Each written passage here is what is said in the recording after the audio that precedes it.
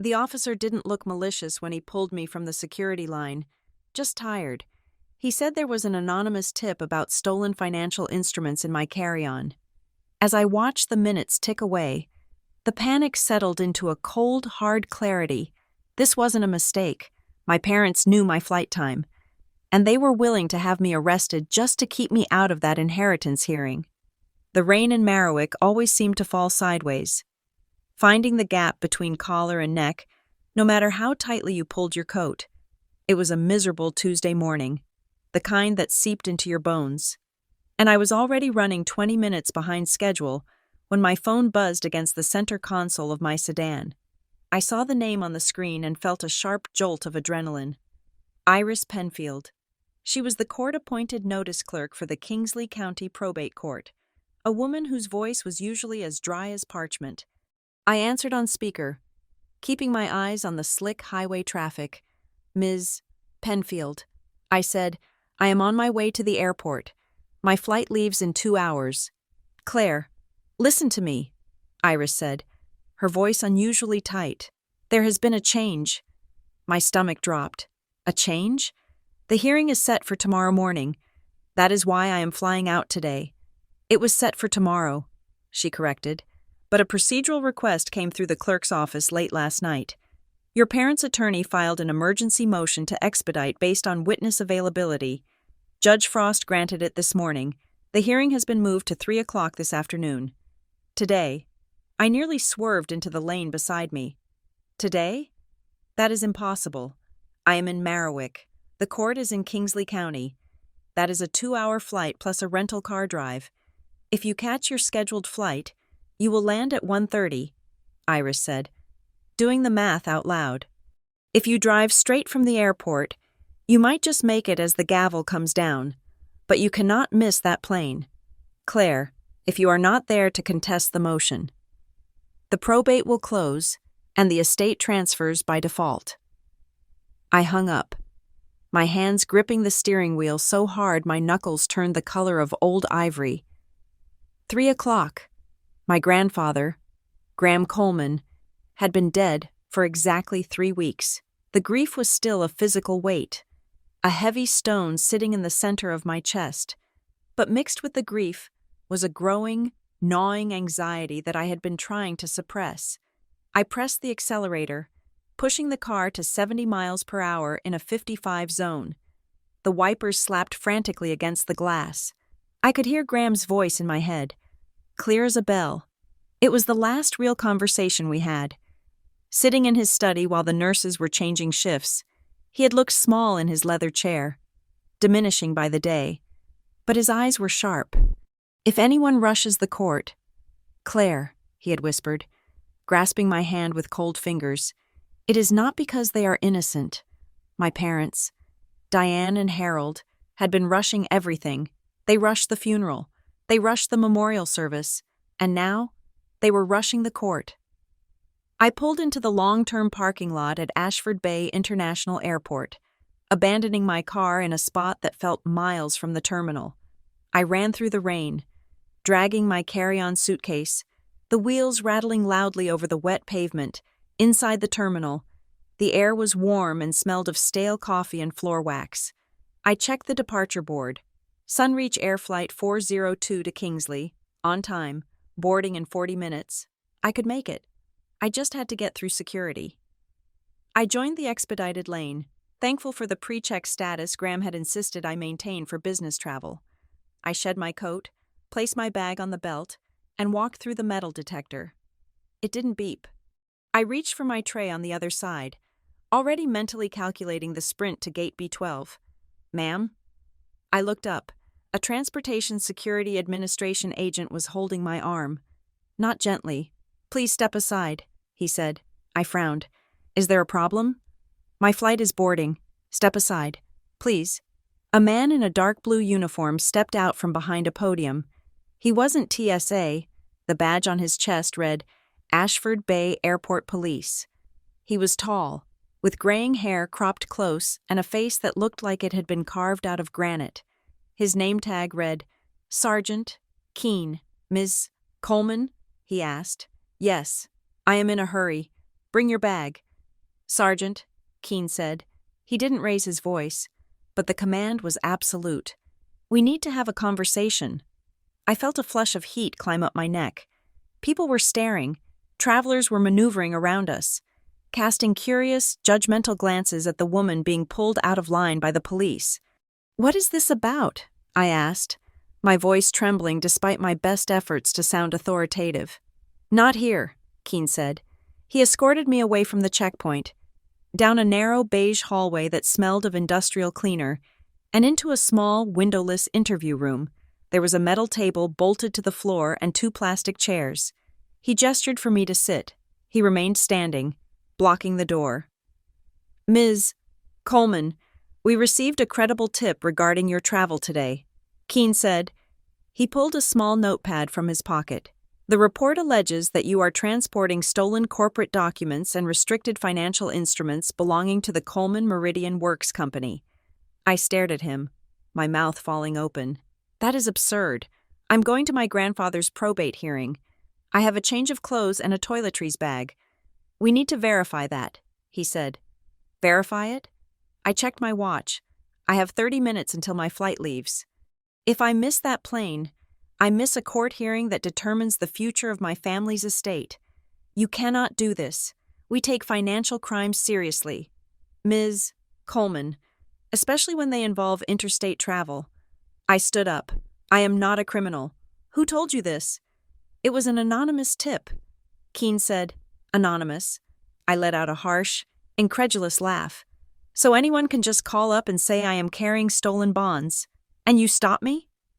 It wasn't a call. A voice came from the doorway. Another officer, a supervisor with a thick neck and a tired expression, walked in holding a piece of paper. He handed it to Sergeant Keene, who glanced at it and then slid it across the table to me. It was a printout of a digital message submitted through the airport's security portal. Subject: Passenger Claire Coleman, Flight 402, traveling to Kingsley County Courthouse, carrying embezzled bearer bonds and stolen deeds from the estate of Graham Coleman. She is fleeing jurisdiction. I read the words twice, the blood draining from my face. "This mentions the courthouse," I whispered. "It mentions my grandfather by name." The supervisor crossed his arms. "That is why we are taking it seriously. It is specific. It is specific because my parents wrote it." I said, the realization hitting me like a physical blow. The 2 officers exchanged a look. "My parents," I repeated, louder this time. "They are the only people who knew I was on this specific flight. They are the ones who moved the hearing up to today. They knew if I missed this flight, I wouldn't make it to court. Ms. Coleman." "Sit down," Keene said. I didn't sit. I pulled my phone out of my pocket. "I am calling them. Right now. You can listen." Keene hesitated, then nodded. "Go ahead, but put it on speaker." My hands were shaking so badly I could barely hit the contact for Mom. I expected it to go to voicemail. I expected her to be unavailable while her lawyer destroyed my future in a courtroom 300 miles away, but she answered on the first ring. "Claire?" Her voice was sharp, crystalline.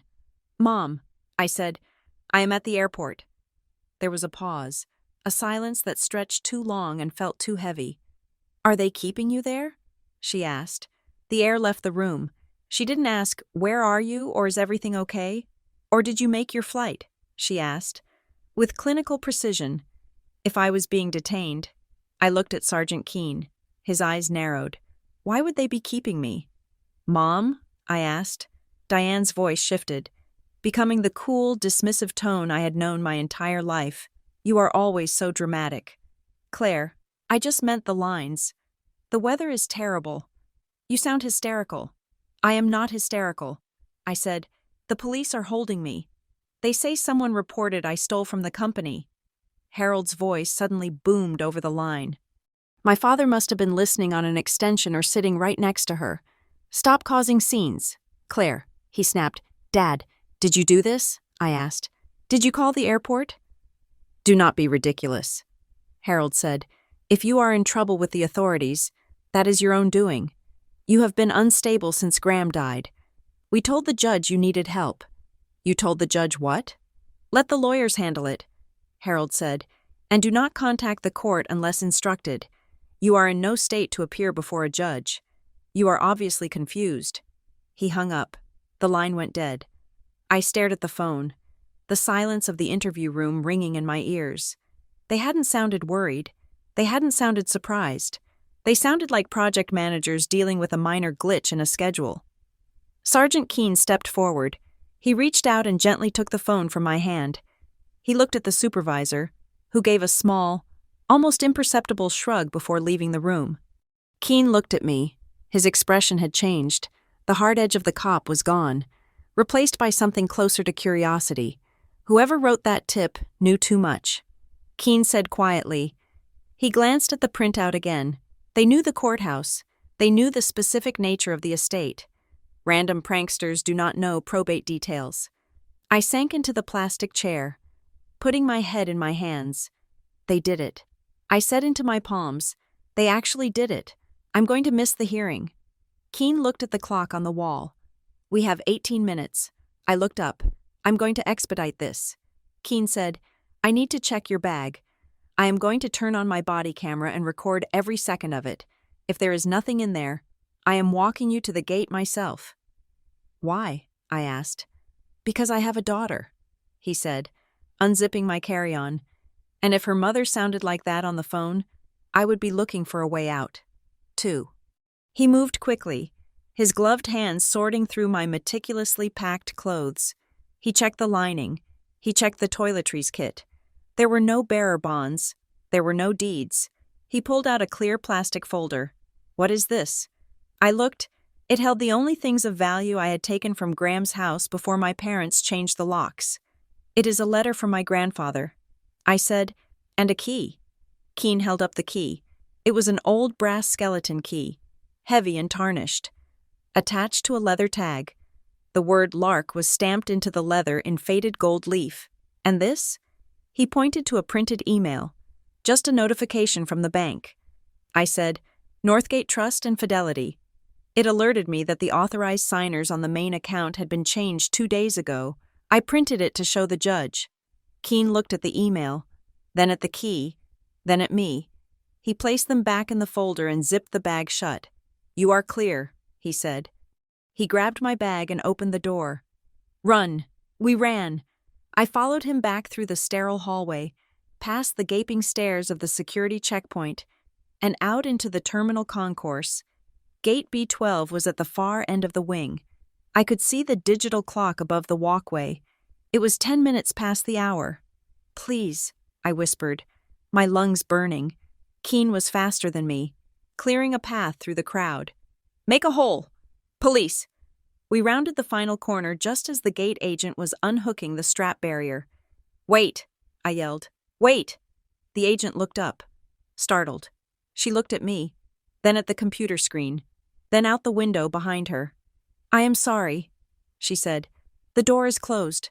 No, I gasped, skidding to a halt at the desk. You cannot. The plane is right there. It hasn't moved. The jet bridge has been retracted. Ma'am, she said, her voice practiced and apologetic. Once the door is closed, I cannot reopen it. It is federal regulation. I looked out the window. The white fuselage of the Sunreach jet was sitting just a few feet away.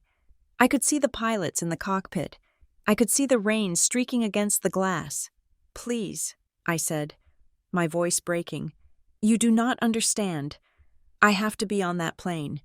There is another flight at 6 o'clock, she offered. 6 o'clock is too late. I slammed my hand on the counter, the sound echoing in the sudden quiet of the gate area. Sergeant Keene put a hand on my shoulder. It was a heavy, grounding weight. Claire, he said softly, it's gone. I watched the pushback tug attached to the front wheel of the plane. I watched the lights on the wings flash. Slowly, agonizingly, the plane began to roll backward, away from the terminal, away from Marowak, away from the only chance I had to stop my parents from erasing my grandfather's legacy. I stood there for a long time, ignoring the sympathetic looks of the gate agent and the curious glances of strangers. The panic that had been fueling me for the last hour began to recede, leaving behind something cold and sharp, It was no longer just grief. It was no longer just fear. My mother's question echoed in my mind. Are they keeping you there? She hadn't been asking out of concern. She had been asking to confirm that the trap had sprung. I turned to Sergeant Keene. He was still standing there, looking at me with a mixture of pity and professional frustration. Thank you for trying, I said. My voice sounded strange to my own ears. Steady, flat, devoid of the hysteria my father had accused me of. I can file a report, Keene said, about the tip. We can trace the IP address. Eventually. It takes time. I do not have time, I said. I looked down at my hand. I was clutching the plastic folder so hard the edges were crumpling. Inside, the brass key pressed against the paper. Lark.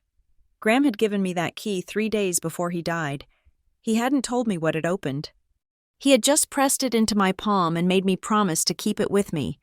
If anyone rushes the court, it's not because they're innocent. My parents thought they had won. They thought that by stranding me here, they had silenced me. They thought I would go back to my apartment, cry, and wait for their lawyers to send me a settlement check. I looked out at the gray, rain-swept runway. I am not going home, I said, mostly to myself. Keene tilted his head. What are you going to do?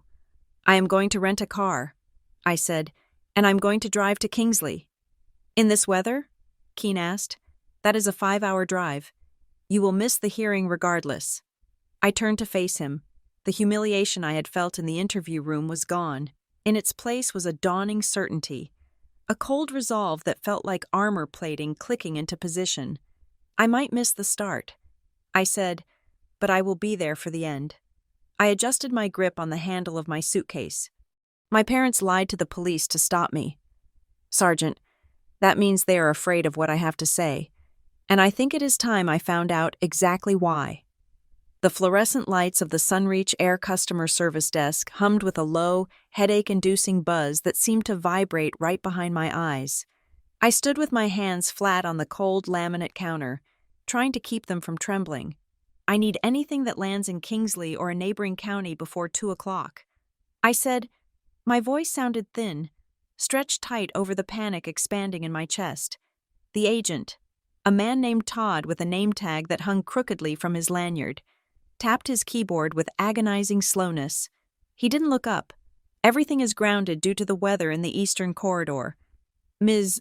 Coleman, he said, his tone bored. The next available seat into Kingsley isn't until 8 o'clock tonight. 8 o'clock is too late. I said. I can put you on standby for the 4 o'clock, he offered, finally meeting my eyes. But honestly, with this rain turning to sleet up north, that flight is probably going to get canceled too. I looked at the departure screens behind him. Red text. Delayed. Canceled. My parents had timed this perfectly. They knew the weather was turning. They knew the flight schedules. They knew that one anonymous tip would be enough to break the chain of logistics required to get me into that courtroom. Thank you, I said, pushing away from the counter. I didn't run this time. I walked with a grim, mechanical purpose toward the rental car center. I rented the last available vehicle, a mid-sized sedan that smelled faintly of stale cigarette smoke and pine air freshener. As I pulled out of the garage and onto the interstate, the rain was coming down in sheets, turning the world into a gray smear of asphalt and brake lights. I gripped the steering wheel, the leather biting into my palms. The GPS estimated the drive to Kingsley County Courthouse at 4 hours and 20 minutes. It was 10:30 in the morning. The hearing was at 3. I had no margin for error. I merged into the fast lane, ignoring the spray from a passing semi-truck, and dialed Iris Penfield. She picked up on the second ring. Claire, where are you? I am in a rental car on Interstate 90. I said, I missed the flight. The police held me for 20 minutes. Just enough to watch the gate close. Oh, Claire. Iris sighed. The sound was heavy with pity, and it made my teeth clench. I am driving. I said, I will be there by 3. It will be close, but I will make it. You need to tell the clerk I am en route. There was a silence on the other end, the kind that usually precedes a blow. Iris? Claire, you need to listen to me, she said. her voice dropping to a whisper. "While you were at the airport, your parents' attorney filed another motion. It was an emergency addendum to the probate request." "What kind of motion?" I asked, watching the windshield wipers slap back and forth. "They filed for an emergency temporary guardianship," Iris said. "They are claiming you are experiencing a mental health crisis." They cited the incident at the airport, the police report, as evidence that you are unstable and acting erratically. I nearly slammed on the brakes. The car hydroplaned for a fraction of a second, the tires losing their grip on the slick road, before biting back into the pavement. "That is a lie," I said, my voice rising. "I wasn't erratic. I was detained because of a false tip they called in. They are painting a picture." "Claire," Iris said, "the motion requests that the court appoint a temporary fiduciary to manage your interest in the estate for your own protection. They want to restrict your access to the proceedings. They are saying you are a danger to yourself and the legacy of the Coleman family." I felt a coldness spread through me that had nothing to do with the winter draft leaking through the window. It was a familiar coldness. It was the temperature of my childhood home. I hung up the phone without saying goodbye, tossing it onto the passenger seat. The road stretched out before me. Gray and endless, unstable, difficult, dramatic. The words weren't new. They were the background radiation of my life. I flashed back to being 12 years old. Sitting at the long mahogany dining table, I had asked my father why the company's charitable donations had dropped that year. Just a question. I had been proud of noticing the numbers in the annual report he left on the sidebar. Harold had stopped eating. He had looked at Diane. Diane had sighed, placing her fork down with a delicate clink. "Claire is having one of her episodes," Diane had said, as if I wasn't sitting right there. "She is so argumentative. It must be the hormones. Go to your room, Claire," Harold had said, "and do not come down until you can control your temper." I hadn't been angry. I had been curious. But by the time I reached the top of the stairs, I was crying, convinced that I had done something terrible. I spent the next 20 years apologizing for having instincts, apologizing for asking questions, apologizing for existing in a way that inconvenienced them. Graham was the only one who ever told me I was sane. "You see the cracks in the wall, Claire," he had told me once. "They hate you because you point out that the house is sinking." I drove for 2 hours, the white-knuckle tension in my shoulders turning into a dull ache. My stomach grumbled, a hollow reminder that I hadn't eaten since yesterday. I saw a sign for a roadside diner, the Silver Spoon, and impulsively took the exit. I couldn't afford the time, but I needed to stop. My hands were shaking again, and I needed to look at the one thing I had managed to save from the airport security check. The diner was empty, smelling of frying bacon and old coffee. I slid into a booth near the window and ordered a black coffee. When the waitress left, I unzipped my purse and took out the plastic folder, the key, the email, and the letter. I opened the envelope. My grandfather's handwriting was shaky, the ink slightly uneven, as if he had written it on a surface that wasn't quite flat, maybe a book on his lap in the hospital bed. There was no "Dear Claire." There was no sentimental goodbye. There was just a single line of text in the center of the page. "If they rush, go to Lark." I stared at the words. Go to Lark. It wasn't a place on a map. I knew every property in the Coleman portfolio. We had the main estate in Kingsley, the manufacturing plant in Harbor Line, the summer house in the Vinelands. None of them were named Lark. I picked up the key. The brass tag was worn smooth by thumb rubbing. Lark. I closed my eyes, trying to summon the memory of when he gave it to me. It was 3 days before he died. He had been agitated, pulling at his IV lines. He had pressed the key into my hand and whispered, "Keep it. Don't let Harold see it." Why Lark? Was it a person? A pet name? Then, a memory surfaced, not from the hospital, but from years ago. I was a child, playing hide-and-seek in the offices above the factory floor at Coleman Meridian Works. I was hiding in the supply closet in the back hallway, the one that smelled of dust and mimeograph fluid. There was a row of metal lockers there, old industrial ones from the 1950s, Grandpa Graham had found me. He hadn't been angry. He had smiled and tapped one of the lockers. "This is where I keep the birds," he had joked. "Birds?" I had asked. "The ones that sing." He had said, "Lark, a bird that sings." I checked the time. 12:15. Harborline was a 40-minute detour from my current location. If I went there, I would almost certainly be late for the 3 o'clock hearing. If I drove straight to the courthouse, I would be on time, but I would be walking in empty-handed, branded unstable, facing a judge who had already signed a motion against me. I looked at the note again. If they rush, go to Lark. They were rushing. They were sprinting. I threw a $5 bill on the table and ran back to the car. The drive to Harborline took 45 minutes. The rain had slowed to a drizzle, but the sky remained a bruised purple. Coleman Meridian Works sat on the edge of the industrial district, a sprawling brick complex that had manufactured precision gears for 80 years. I pulled into the parking lot and slammed on the brakes.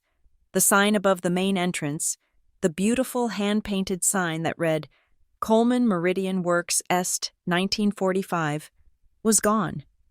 In its place was a sleek, soulless plastic banner, Juniper Ledger, LLC. I stared at it.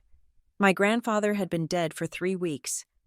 I got out of the car, ignoring the puddles soaking my boots. I walked to the glass double doors. They were locked. I peered inside. The lobby was empty, the furniture draped in plastic sheets. I walked around to the side entrance, the one the employees used. It was propped open with a brick. I slipped inside. The air smelled stale, like cardboard and neglect. I walked down the long corridor toward the executive offices, my footsteps echoing on the linoleum. "Can I help you?" I jumped. A woman was standing in the doorway of what used to be the mailroom. She was holding a cardboard box filled with office supplies. She wore a heavy wool coat, as if the heat had been turned off in the building. "Mara?" I asked. Mara Vance dropped the box.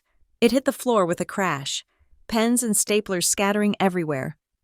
She put a hand to her mouth. "Claire?" Oh my God. Claire. Mara had been the receptionist at Coleman Meridian for 30 years. She had given me peppermint candies when I came to visit after school. She had known my grandfather's schedule better than he did. "What are you doing here?" I asked, stepping over the spilled supplies to hug her. The sign out front. "What is Juniper Ledger?" She hugged me back, fiercely, her wool coat smelling of rain. "They sold the lease." "Claire," she whispered, pulling away to look at the door as if expecting to be caught. "Your parents. They signed the transfer 2 weeks after the funeral. They cleared everyone out on Friday. I am just here to get my personal things." 2 weeks? I said, "But the probate hasn't even settled. They don't have the authority to lease the building. They said they were executing an administrative consolidation," Mara said, her voice trembling with anger. "Diane came in here the day after Graham died. She ordered us to forward all of his mail, personal, business, everything, to a private post office box in Ashford." "A private box? Not the estate lawyer?" "No," Mara said, and when the shift supervisor asked her if that was legal, she fired him on the spot. She fired anyone who asked questions. I felt sick. This wasn't just a power grab. This was a purge. "Mara," I said, gripping her arm, "do you remember the old lockers? In the back hallway near the supply closet?" She looked confused. "The old rusted ones? They haven't been used in decades. They were going to throw them out with the scrap metal tomorrow." I let go of her arm and ran. The back hallway was dark. The overhead bulbs had been removed or had burned out. I used the flashlight on my phone. The beam cutting through the dusty air. There they were, 4 gray metal lockers, dented and scarred from years of factory use. I scanned the fronts. Most had no labels, but the third one, the one closest to the floor, had a piece of masking tape stuck to the metal. The ink was faded, barely legible. "Lark." My heart hammered against my ribs. I dug the brass key out of my pocket. My hands were shaking so badly I dropped it twice. I took a breath. "Steady, be steady." I inserted the key into the crude padlock hanging on the latch. I turned it. Click. The sound was the loudest thing in the building. I pulled the padlock off and yanked the locker door open. It groaned on rusted hinges. Inside, the locker was empty except for a small metal shelf at the top.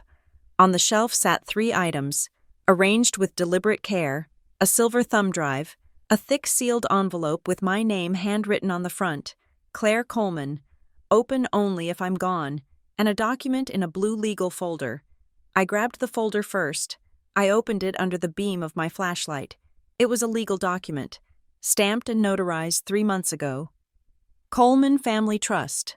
Protector Addendum. I scanned the legalese, my eyes racing down the page. Whereas the settlor, Graham Coleman, wishes to ensure the integrity of the trust assets, hereby appoints Wren Miles Fiduciary Services as independent trust protector. Trust protector shall have the authority to veto any action by the trustees, Diane Coleman and Harold Coleman, if such action is deemed detrimental to the beneficiaries or contrary to the settlor's intent. Activation of the trust protector requires written notice from the primary beneficiary, Claire Coleman. I leaned against the wall, the breath rushing out of me. He had known. He had known they would try to take it all. He hadn't just left me money. He had left me a weapon.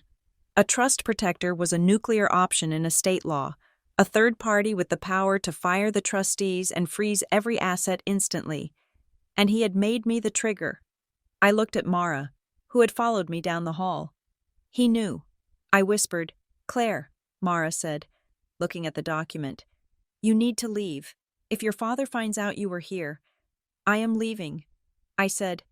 I shoved the thumb drive and the envelope into my purse. I held the blue folder to my chest like a shield. I walked back out into the rain, feeling a strange vibration in my blood. It was fear. Yes, but it was also something else. It was the thrill of the hunt. I got back into the rental car and locked the doors. I checked the time. 1:45. I needed to call Wren Miles. I needed to activate the protector before I even walked into the courtroom. If I could walk in there with the trust protector already engaged, my parents' motion to declare me unstable would be moot. I searched for the number on my phone. Wren Miles Fiduciary Services, a boutique firm, very high-end, known for being untouchable. I dialed. "Wren and Miles, how may I direct your call?"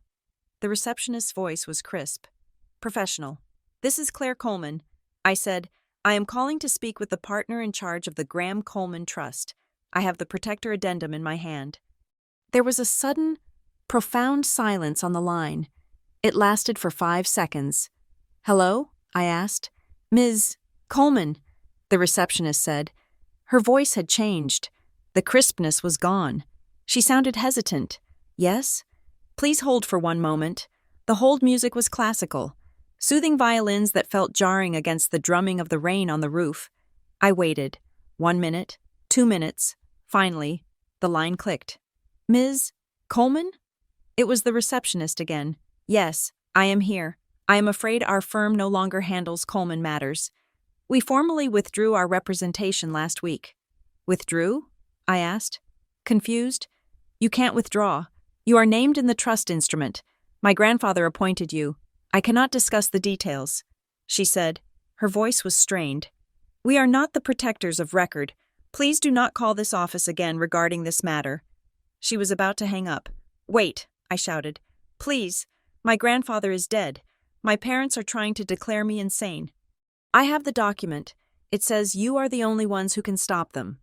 There was a pause. Then, the receptionist's voice came back, barely a whisper, so low I had to press the phone hard against my ear to hear it.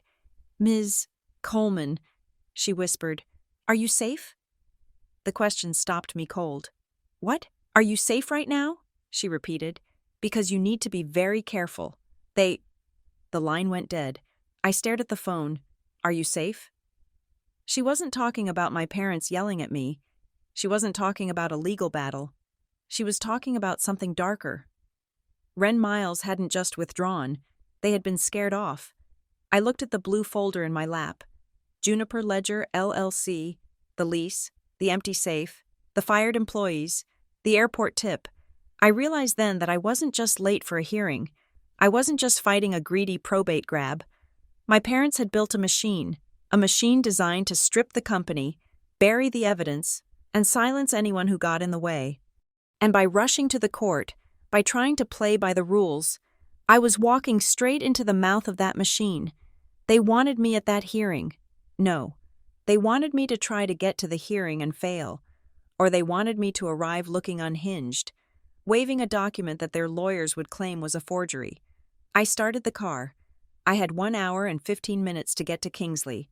I had the evidence. I had the truth. But I had no allies. The firm that was supposed to protect me had run for the hills. I put the car in drive. If I was going to walk into that trap, I wasn't going to do it as the victim they expected. I was going to do it as the daughter of the man who built the damn machine in the first place. I peeled out of the parking lot, tires spinning on the wet asphalt, and headed toward the highway. The envelope labeled, "Open only if I'm gone," seemed to burn in my purse. I didn't open it. I couldn't. Not yet. I had to survive the courtroom first. The heavy oak doors of the Kingsley County Courthouse were daunting even when the sun was shining, but in the relentless gray downpour of a Crestland winter, they looked like the gates to a fortress. I sprinted up the granite steps, my boots slipping on the wet stone, my breath coming in ragged, painful gasps.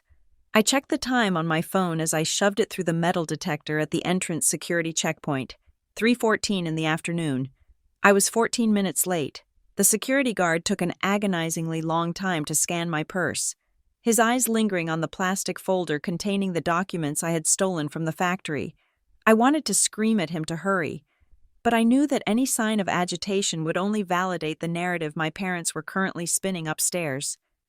I grabbed my bag the second it cleared the belt and ran toward the elevators. The display showed both cars stuck on the upper floors. I cursed under my breath and hit the stairwell door. 4 flights. I took them 2 at a time, my legs burning, the damp weight of my coat dragging me down. By the time I reached the 4th floor, I was drenched in sweat and rain. My hair was plastered to my forehead.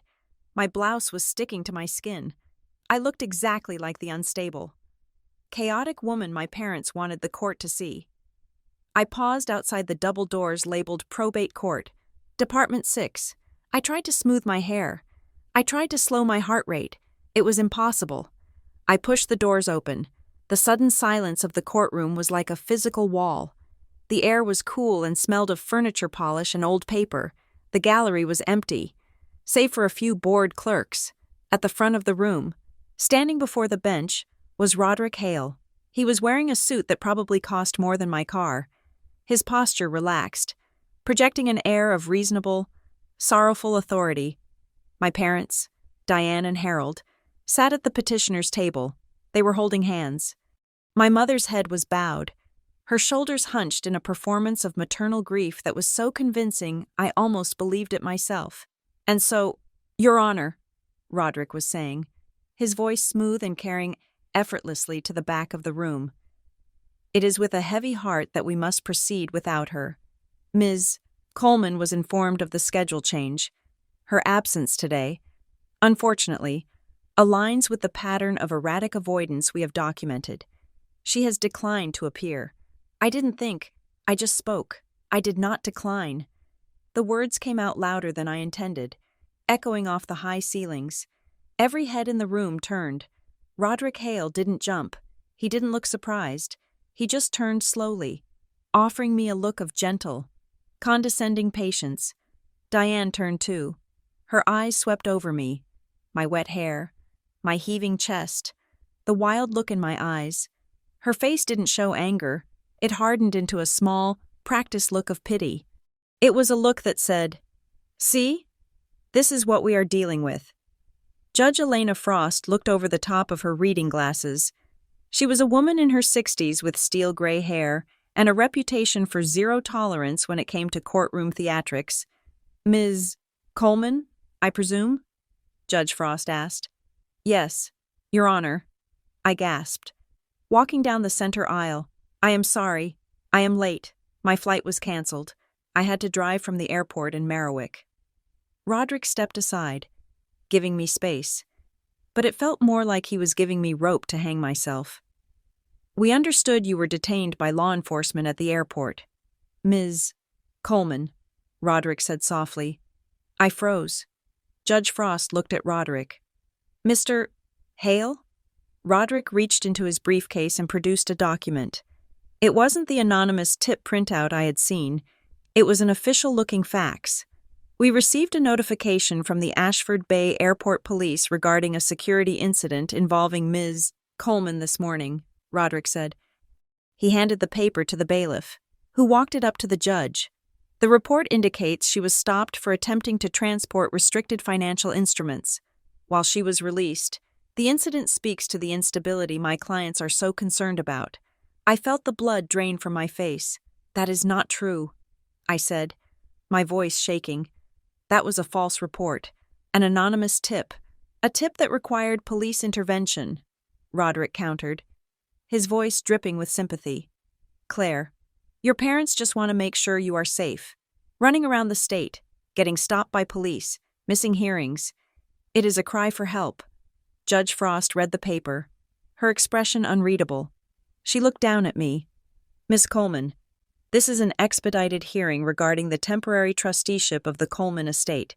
Your parents have petitioned for emergency powers, citing your inability to manage the complex duties of a beneficiary due to, she glanced at the motion papers, severe emotional distress and paranoid ideation. I gripped the back of the respondent's chair. My knuckles were white. I am not paranoid. Your Honor, I said. I was stopped because someone called in a lie to make me miss this hearing.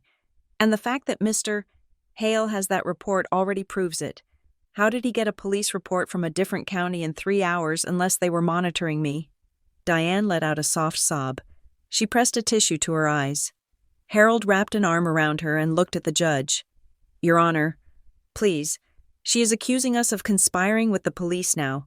This is exactly what we mean. She sees enemies everywhere. It breaks our hearts. Judge Frost frowned. Ms. Coleman, I am going to warn you. Interrupting these proceedings with baseless accusations will not help your standing, unless you have counsel present. I looked around. I was alone. I do not have counsel, Your Honor. Then I suggest you take a seat and let me finish reviewing this motion, the judge said. Roderick nodded. Thank you, Your Honor. As we were stating, the urgency of the business requires immediate stabilizing leadership. We are asking that Diane and Harold Coleman be granted full signatory power effective immediately, and that a temporary fiduciary be appointed to manage Claire's personal disbursements. They were doing it. They were going to lock me out of the company and put me on an allowance. All within 10 minutes. I looked at the plastic bag in my hand. The blue folder, Your Honor. I said. Judge Frost sighed. Ms. Coleman, I request a recess. I said. The judge stared at me. On what grounds? On the grounds that I have evidence that proves the current trustees have violated their fiduciary duties. I said, and on the grounds that I have a document from the deceased that overrides this entire proceeding. Roderick chuckled darkly. A document? Claire, please, don't do this. I walked past him. I ignored the bailiff who took a step toward me. I placed the blue legal folder on the judge's bench. It is a trust protector addendum. I said, notarized 3 months ago. The room went silent. Roderick's smile faltered for a fraction of a second. He looked at Diane. She had stopped crying. Her eyes were fixed on the blue folder like it was a bomb. Judge Frost opened the folder. She adjusted her glasses. She flipped through the pages. She looked up at Roderick. Mr. Hale, are you aware of this addendum? Roderick buttoned his suit jacket. He walked toward the bench. Your Honor, we have reviewed Graham Coleman's files extensively. We found no such valid document. If Ms. Coleman has produced something, we would question its authenticity. Produced? I said. Turning to him, I found it in a locked cabinet at the factory. The factory you leased to a shell company 2 weeks after he died. Roderick ignored me. Your Honor, Graham was very confused at the end. His medication caused significant cognitive decline. Diane spoke up then. Her voice was trembling, but it was clear. My father was confused. She said. She looked at me with eyes that were cold and dead. Claire helped him with his papers sometimes. She had access to his stamps, his old letterhead. The implication hung in the air like smoke. She was accusing me of forging my dead grandfather's signature. I felt a wave of rage so hot it nearly blinded me. I wanted to scream. I wanted to throw the table. I wanted to grab my mother by the shoulders and shake the truth out of her. If anyone rushes the court, it's not because they're innocent. Graham's voice, quiet, steady. I took a breath. I forced my hands to unclench. I forced my shoulders to drop. If the document is a forgery, I said, my voice steady, then the notary is a felon, and the law firm named in it is complicit. I looked at the judge. The document names Wren and Miles Fiduciary Services as the independent protector. I said, it says they have the power to override the trustees if fraud is suspected. Judge Frost looked at the document again. It does indeed. Roderick waved a hand dismissively. Wren and Miles is a reputable firm. Certainly. But they have no standing here. They have never filed an appearance. This document was never recorded. It is irrelevant. It was never recorded because my grandfather died before he could file it. I said, that is why it was in the lockbox, and that is why it is invalid. Roderick said, an unfiled addendum is just a piece of paper. Your Honor, it is a notarized intent of the settler. Judge Frost corrected him. And if there is an allegation of fraud, the court takes a wide view of evidence. She looked at the clerk. Get Wren and Miles on the line. The number is on the letterhead. Roderick stiffened. Your Honor, is that necessary? We are on a tight schedule. We are determining the control of a $50 million estate. Mr. Hale, Judge Frost said, I think we can spare 5 minutes for a phone call. The clerk dialed the number and put it on the courtroom speaker system. The ringing sound filled the room. 1 ring, 2 rings. Thank you for calling Wren and Miles Fiduciary Services. The clerk navigated the menu. A moment later, a human voice answered, This is Simon. How can I help you? This is the clerk of court for Kingsley County. The clerk said, I have Judge Elena Frost on the line in open court. We are calling regarding the Graham Coleman Trust. There was a pause. I see. The voice said. Judge Frost leaned toward the microphone. This is Judge Frost. I am looking at a document titled Protector Addendum, dated October 15th. It names your firm as the trust protector. Can you verify if you hold a copy of this agreement? I held my breath. I looked at Diane. She was gripping her purse so hard her knuckles were yellow. There was the sound of typing on the other end. Yes, Your Honor, the man said. We have the original executed copy in our vault. It was signed by Graham Coleman in our offices. Roderick shifted his weight. However, the man continued, his voice tight. We are not currently acting as the protector. Why not? Judge Frost asked. Because we formally withdrew our services last week, the man said. Roderick let out a breath. There you have it, Your Honor. They withdrew. The role is vacant. The document is moot. Judge Frost held up a hand to silence him. Why did you withdraw? The man on the phone hesitated. I am not sure I should discuss this on an open line. You are under judicial inquiry, Judge Frost said. Answer the question. The man cleared his throat. We received correspondence. Legal correspondence. That made it impossible for us to continue. What kind of correspondence? Threatening correspondence, the man said. We received a cease and desist order alleging professional malpractice and conflicts of interest. It stated that if we attempted to assert authority over the Coleman estate, we would face immediate litigation and a complaint to the state bar. I looked at Roderick. He was staring straight ahead, his jaw set. Who sent the letter? Judge Frost asked. It came from the firm of Hale, Mercer and Pry, the man said, specifically, from the office of Mr. Roderick Hale. The silence that followed was absolute. Judge Frost slowly turned her head to look at Roderick. Mr. Hale? She said. Her voice was dangerously quiet. Roderick adjusted his cuffs. He didn't look rattled, but the smoothness was gone. Your Honor, I send hundreds of letters a week. I would have to check my files.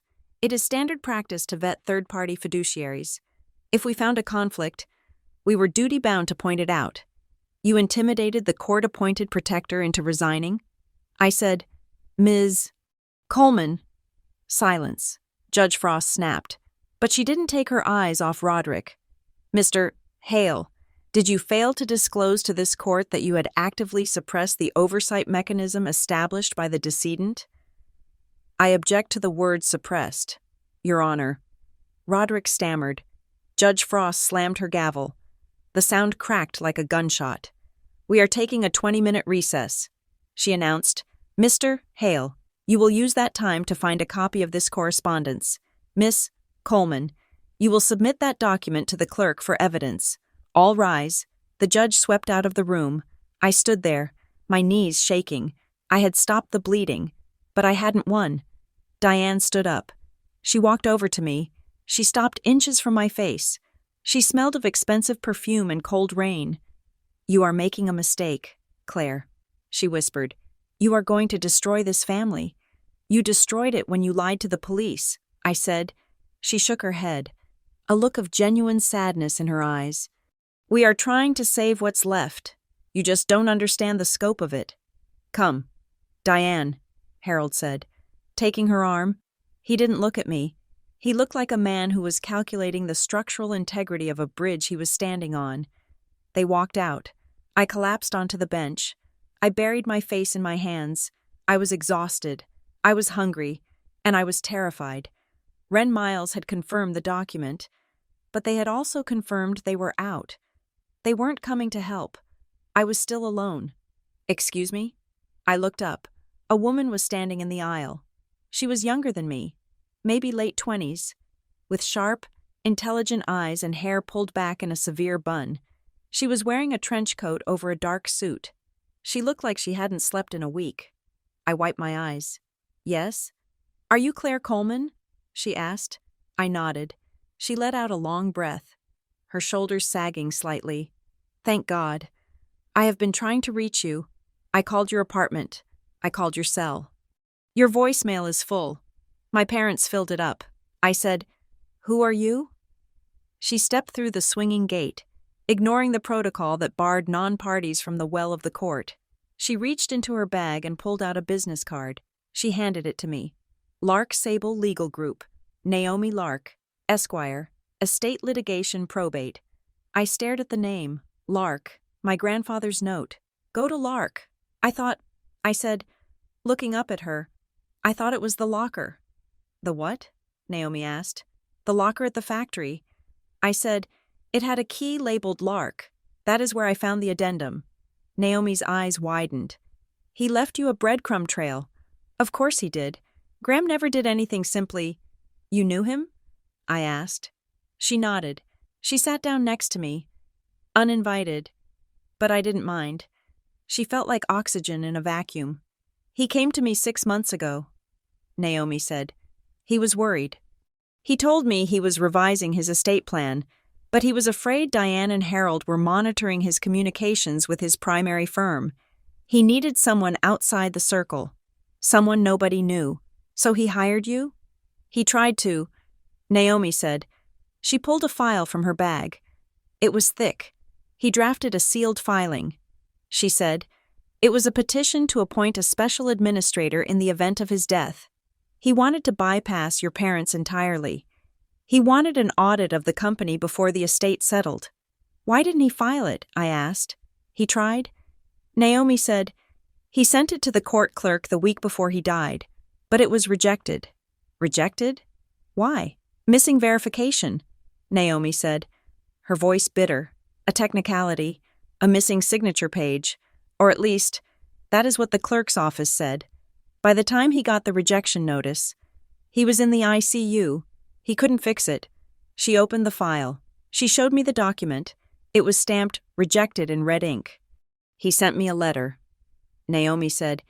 "He told me that if the family turned predatory," that was the word he used, predatory, "I was to find you. He said you were the only one who wasn't compromised." I looked at the rejected filing. It was a request for a forensic audit. He knew. He knew they were stealing from the company. "I have been sitting in the back of the courtroom for an hour," Naomi said. "I watched what you did with that addendum. That was brave, Claire. But it won't be enough." "Why not?" I asked. "The judge knows they lied." "The judge knows Roderick is aggressive," Naomi said. But without a lawyer, you are going to get buried in procedure. Roderick will file a motion to strike that addendum on evidentiary grounds. He will bury you in discovery requests. He will drag this out until you run out of money or energy. I looked at the empty petitioner's table where my parents had sat. They had the money. They had the time. So what do I do? I asked. Naomi pulled a single sheet of paper from her file. It was an engagement letter. You hire me, she said. Right now, I don't have access to my funds. I said, they froze my accounts. I don't care about the money, Naomi said fiercely. Graham paid me a retainer. He told me to use it to burn them down if necessary. She handed me a pen. If you sign this, I can enter an appearance when the judge comes back. I can file to correct the rejected petition. I can demand the audit Graham wanted. I took the pen. My hand was trembling. It wasn't fear anymore. It was a surreal, crushing grief. My grandfather had seen this coming. He had sat in his office, or his hospital bed, and he had mapped out a war he knew he wouldn't live to fight. He had hidden the key. He had written the letters. He had found this sharp, intense woman and paid her to wait for me. He had loved me enough to prepare me for the fact that my parents didn't love me at all. I looked at Naomi Lark. Do you think we can win? I asked. Naomi looked at the rejected filing, then at the empty courtroom. I think your grandfather gave us a loaded gun, she said. It is time we started shooting back. I signed the paper. The ink was dark and permanent against the white page. Claire Coleman. I handed it back to her. Good, Naomi said. She stood up and smoothed her coat. She looked ready for a fight. Now, she said, let's go see what Roderick found in his files. The side door opened. The bailiff stepped out. All rise. Judge Frost returned to the bench. She looked tired. She looked at Roderick, who had returned to his table, looking slightly less immaculate than before. She looked at me. Ms. Coleman, the judge said, did you wish to address the evidentiary matter? I stood up, but before I could speak, Naomi stepped forward. Your Honor, she said, her voice clear and carrying the weight of a sledgehammer. Naomi Lark, looking for the firm of Lark and Sable. I am entering an appearance on behalf of the respondent, Claire Coleman.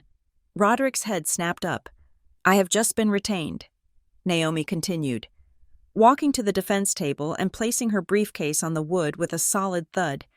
And I would like to file an emergency motion to stay these proceedings based on newly discovered evidence of fraud, coercion, and the spoliation of legal documents by the petitioners. Judge Frost looked at Naomi, then at me. A small, grim smile touched the corner of the judge's mouth.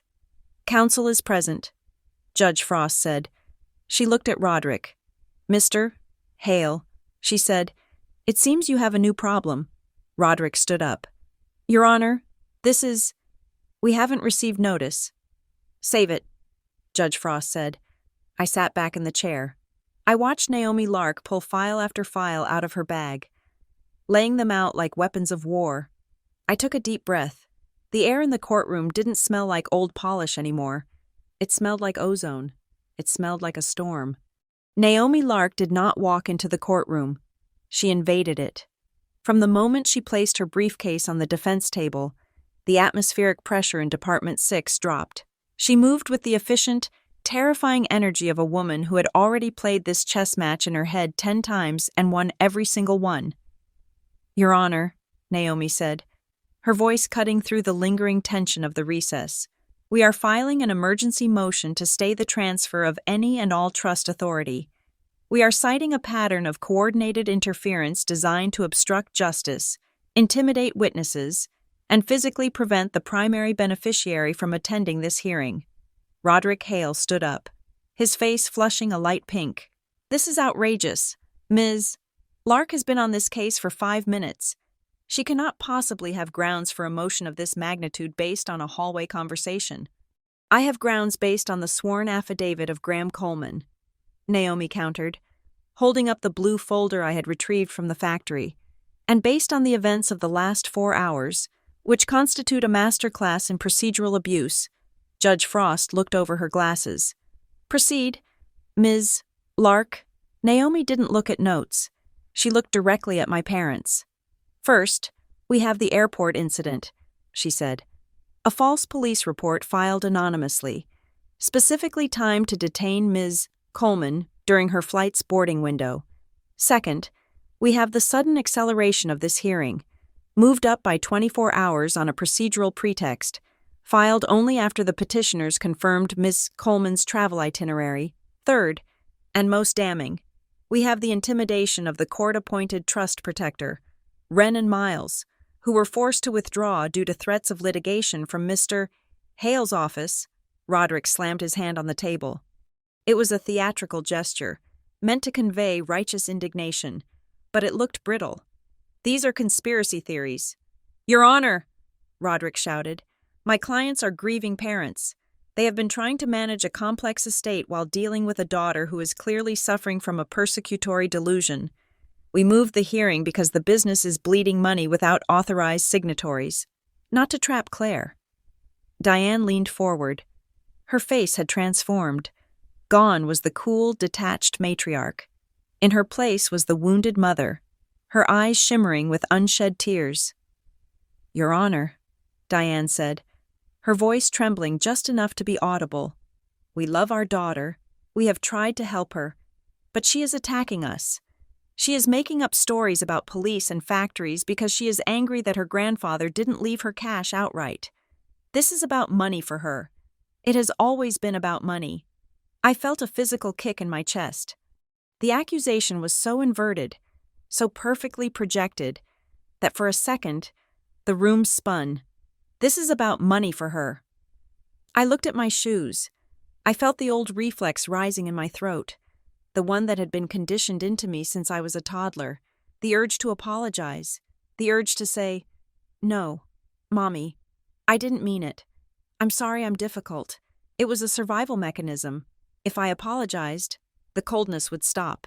If I took the blame, we could go back to being a good family." I gripped the edge of the table. If they rush, go to Lark. My grandfather hadn't left me money. He had left me a job. I looked up. I looked at Diane, and I let the apology die in my throat. "Your Honor," Naomi said, her tone icy, "if the petitioners are so concerned about the truth, they should have no objection to the witness I have just summoned." "Witness?" Roderick scoffed. "You have no witness list. You just walked in here."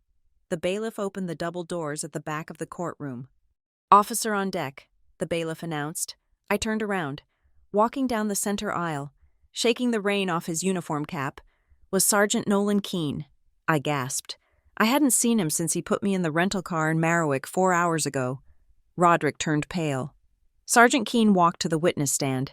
He looked tired, but his eyes were sharp. He nodded at me, a small professional acknowledgement, before turning to the judge. Judge Frost looked surprised. "Sergeant Keene, you are a long way from Ashford Bay." "I drove down, Your Honor," Keene said, his voice deep and gravelly. "Ms. Lark's office contacted the station dispatch while I was on patrol. She said there was a hearing regarding the incident I handled this morning. I thought it was important to clarify the record, swear him in." Judge Frost said. Keene placed his hand on the Bible. He swore to tell the truth. He sat down. Naomi walked toward him. She didn't need to be theatrical. The uniform did the work for her. "Sergeant," Naomi said, "you detained Claire Coleman this morning at 10 o'clock. Why? Because we received a threat report through our anonymous tip line." Keene said, "It claimed she was carrying stolen bearer bonds and estate deeds. And did you find those items?" "No. We found a letter, a key, and a change of clothes." Naomi walked to the defense table and picked up a piece of paper. She handed it to Keene. "Sergeant, is this the digital record of that tip?" "It is. Can you read the timestamp and the source data for the court?" Keene adjusted his reading glasses. The tip was received at 9:14 in the morning. The source number was spoofed, routed through a proxy server in Eastern Europe. "So it was untraceable?" Roderick interrupted. "Exactly. It could have been anyone. A prankster, a disgruntled employee. I am not finished." "Mr. Hale," Keene said. He didn't look at Roderick. He looked at the judge. While the number was spoofed, Keene continued, The text of the message contained details that are not public knowledge. It referenced the specific flight number, which Ms. Coleman had booked only 12 hours prior. It referenced the Kingsley County Probate Court by name, and it referenced the Coleman Meridian Works private securities ledger. Keene paused. I have been an airport cop for 20 years. Your Honor, pranksters call in bombs. They call in guns. They do not call in specific allegations about probate court schedules and private corporate ledgers unless they have intimate knowledge of the passenger's legal situation. Roderick stood up. Objection. Calls for speculation. Overruled. Judge Frost said. She was leaning forward. Her eyes locked on Keene. Go on. Sergeant. Keene looked at my parents. The tip also included a physical description of Ms. Coleman's luggage. He said, a tan leather weekender with a red ribbon on the handle. I froze. I had tied that ribbon on this morning, in my apartment, before I left. Keene continued. The only way someone could know that detail is if they saw her leave her house or if they were monitoring her home security cameras. Harold shifted in his seat. I saw him glance at Diane. Diane was staring straight ahead, her face a mask of porcelain calm. Thank you. Sergeant, Naomi said. She turned to the judge. Your Honor, the petitioners claim my client is paranoid, yet here we have a law enforcement officer confirming that someone with intimate access to her life and schedule weaponized the police to stop her from entering this building. That is not paranoia. That is persecution. Roderick tried to laugh, but it came out as a dry cough. Your Honor, this implies my client spied on their daughter? That is absurd. Is it? Naomi asked. She turned to the back of the room again. I would like to call my second witness. She said, Mr. Elliot Rusk. The doors opened again. A young man in a gray suit walked in. He looked nervous, clutching a leather portfolio to his chest like a life preserver. He had the pale, indoor look of someone who lived in spreadsheets. Who is this? Roderick demanded. This is trial by ambush. This is the compliance analyst from Northgate Trust and Fidelity. Naomi said, the bank where the Coleman family keeps its money. Roderick went still. Elliot Rusk was sworn in. He sat on the edge of the chair, looking terrified of Roderick, but when he looked at Naomi, he seemed to find a little courage. Mr. Rusk, Naomi said, you work in the Fraud and Compliance Division, correct? Yes, ma'am, Elliot said. Did you bring the documents subpoenaed by my office regarding the Coleman family trust accounts? I did. Please tell the court what happened on the morning of January 10th. Elliot swallowed hard. He opened his folder. On January 10th, that was 2 days after Graham Coleman passed away. We received a request to update the authorized signers on the tertiary holding account number ending in 455. And what is that account? Naomi asked. It is a restricted sub-account, Elliot explained. It holds the reserve capital for the manufacturing plant. It requires 2 signatures for any withdrawal over $10,000. And who requested the change? Mrs. Diane Coleman. And what was the change? Elliot looked at the paper. She requested to add Mr. Harold Coleman as a sole signatory, removing the dual signature requirement, and she requested an immediate transfer of $250,000 to an external entity. What entity? Juniper Ledger Limited Liability Company. Elliot said. The room went silent. I felt a chill run down my spine. Juniper Ledger. The name on the sign at the factory. And did you approve this transfer? Naomi asked. No, Elliot said. The account was flagged as deceased. Probate pending. We cannot change signatories without a court order or a death certificate and updated trust documents. When we informed Mrs. Coleman of this, she became verbal. Verbal? She threatened to pull the entire commercial relationship. Elliot said, she told my manager that we were obstructing the family's grief process. Naomi let that hang in the air for a moment. So, 2 days after her father died, before he was even buried, Diane Coleman tried to bypass bank security to funnel $250,000 into a shell company. Objection, Roderick shouted. Characterization. The document speaks for itself, Naomi said calmly. She took the paper from Elliot and handed it to the clerk. Your Honor, Naomi said. Turning to the bench, We have police evidence of entrapment. We have bank evidence of attempted embezzlement. And we have a rush to judgment in this court designed to cover it all up. Judge Frost took the bank record. She looked at it for a long time. The silence in the courtroom was heavy, suffocating. When she looked up, her expression was severe. "Mr.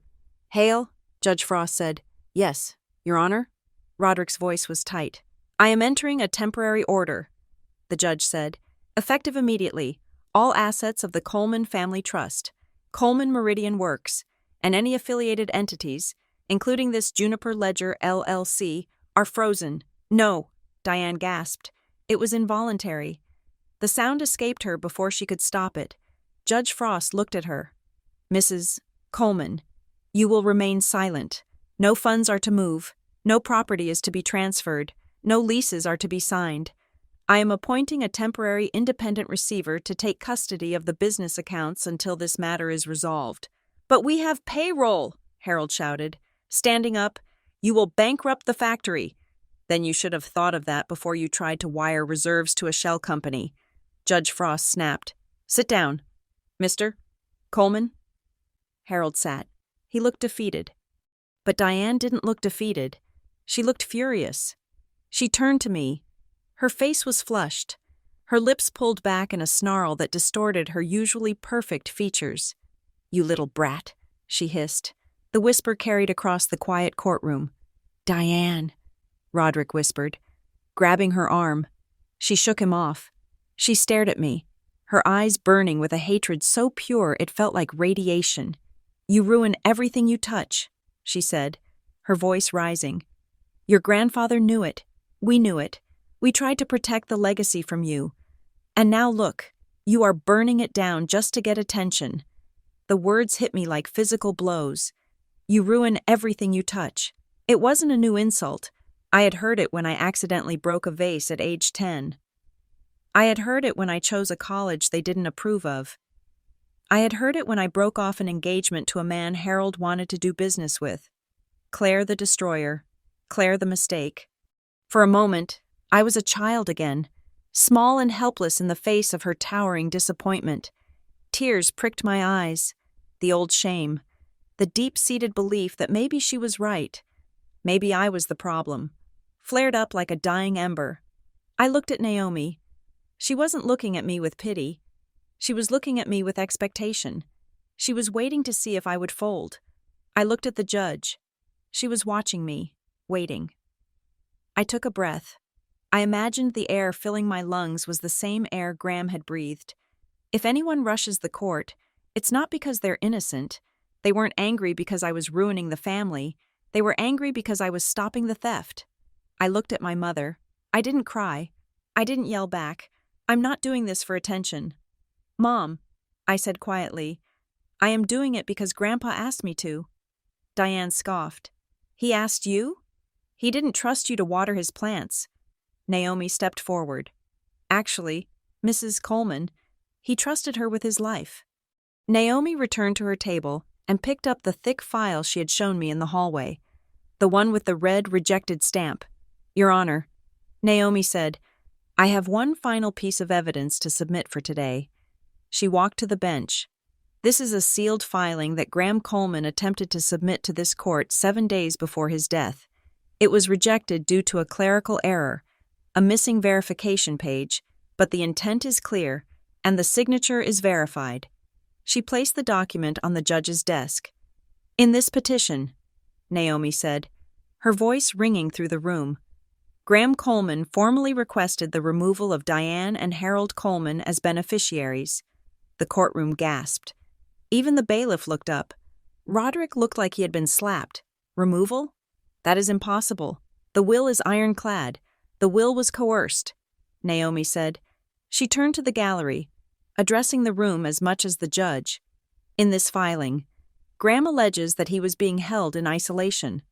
He alleges that his medication was being manipulated to induce confusion, and he demands a forensic accounting audit of Coleman Meridian Works, specifically citing," she flipped a page, "internal theft and coercion by family members."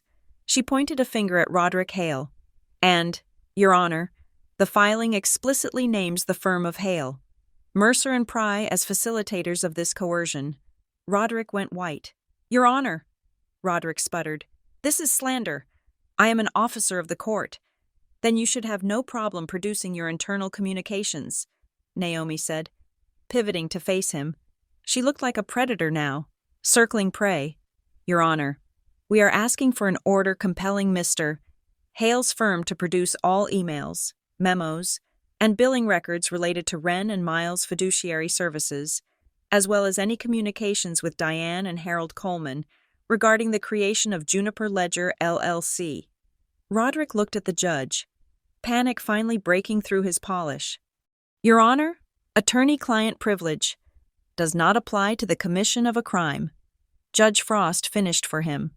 The judge looked at the rejected filing. She read Graham's words. Her face grew darker with every line. She looked up. "I am setting a final evidentiary hearing for tomorrow morning at 9 o'clock. Judge Frost said. Her voice was flat. "Dangerous. Mr. Hale, you will produce those records, all of them. If I find that a single email has been deleted, I will refer you to the state bar for immediate disbarment."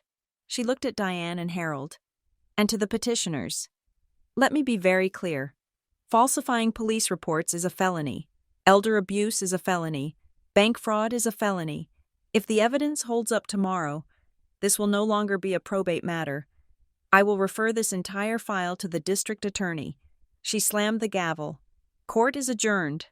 The sound echoed like a thunderclap. I stood there, feeling lightheaded. Diane and Harold didn't look at me. They stood up and hurried out of the courtroom, Roderick trailing behind them, whispering furiously into his phone. Naomi turned to me. She didn't smile. She looked exhausted, but satisfied. "We got the freeze," she said. "They can't move the money." I nodded. I tried to speak, but my throat was tight. "You did good, Claire," Naomi said. "You held it together." I didn't feel like I had held it together. I felt like I had been flayed open. I watched the doors swing shut behind my parents. They hadn't looked back. Not once. That night, I sat on the edge of a bed in the Motel 6 off the highway. It was the only place with a vacancy that didn't cost $300 a night. The rain was still falling, tapping a relentless rhythm against the window pane. The neon sign outside buzzed, casting a flickering red light across the cheap bedspread. I had takeout Chinese food sitting on the nightstand, unopened. I wasn't hungry. I had the plastic folder in my lap. I took out the key. Lark. I took out the thumb drive. Naomi had taken a copy of it, but I kept the original. And I took out the envelope, the one I hadn't opened yet. Claire Coleman. Open only if I'm gone. My hands shook as I broke the seal. Inside was a single sheet of yellow legal pad paper. Graham's handwriting was stronger here than in the note about the key. He must have written this before the sickness got bad. "My dear Claire, if you are reading this, I am sorry. It means I failed to fix this before I died. It means you are in the middle of a fight I never wanted you to have. I wanted to leave you a company. Instead, I fear I'm leaving you a war. Your mother and father, they are not evil people, Claire, but they are weak. And weak people do terrible things when they are afraid of losing their comfort. They have been taking money from the company for years. I looked the other way because I didn't want to shame them. I thought I could manage it. I was wrong. They will try to break you.